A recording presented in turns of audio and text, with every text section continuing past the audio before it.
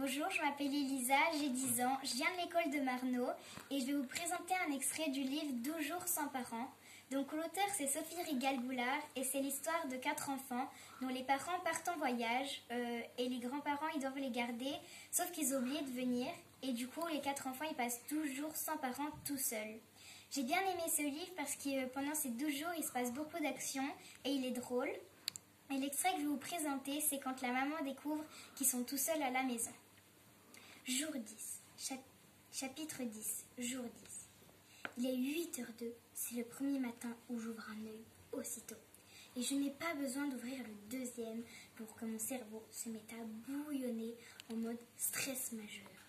Dans ma tête, à la virgule près, se déroule toute la conversation téléphonique d'hier soir avec ma mère. « Madeleine, que se passe-t-il exactement à la maison ?» a-t-elle tout de suite demandé en me rappelant pour la 4e fois.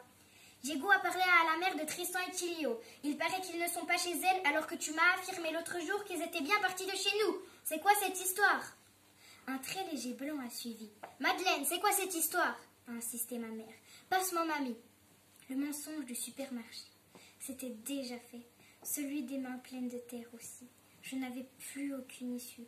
Je voyais Tristan grimacer dans le couloir, lui aussi en pleine conversation téléphonique avec Diego.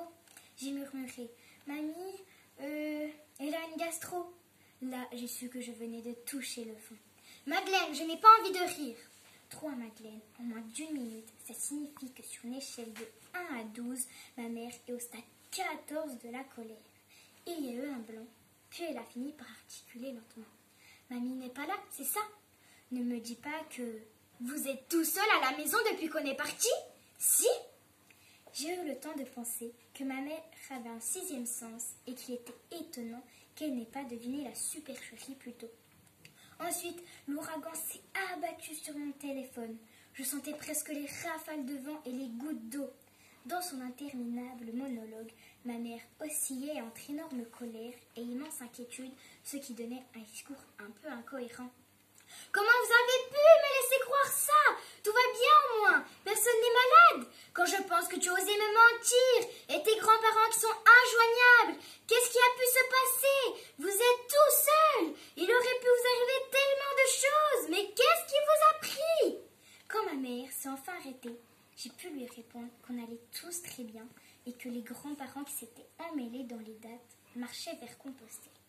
« Je vérifie si je peux changer le billet d'avion retour et je vous rappelle, » m'a coupé ma mère. Et elle l'a raccroché sans un au revoir. Tristan, lui, avait fini bien avant moi sa conversation téléphonique. « Mon père est super vénère, » m'explique-t-il en fronçant les sourcils. « Il a déclaré qu'on réglerait ça à son retour. Il va prendre des sanctions. » Je sais que c'est moi qui vais être désignée comme principal responsable, je murmure. Je suis l'aînée et à ce titre, ma mère va exiger des comptes.